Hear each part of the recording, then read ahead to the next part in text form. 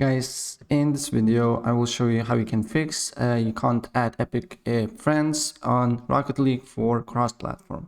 Right, so the first thing what you need to do here, you need to go to the web browser and go to store.epicgames.com and log into your account.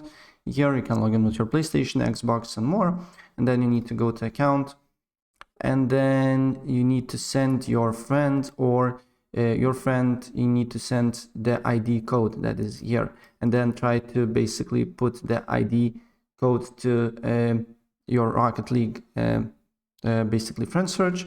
And if this not work, then there's one setting that is set up. So you need to go to parental controls.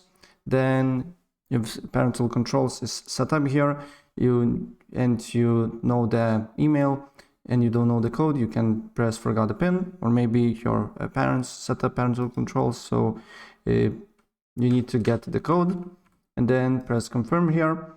And then once you do that, then you should see some similar window like I'm seeing here right now. And then you need to go to, as you can see here, it should be here, epic friends permission, and require pin to add epic friends. So what you need to do here is to toggle this button off, and then you should able to add epic game friends for crossplay. So if I help you out, please press like button and subscribe for more. Take care, bye.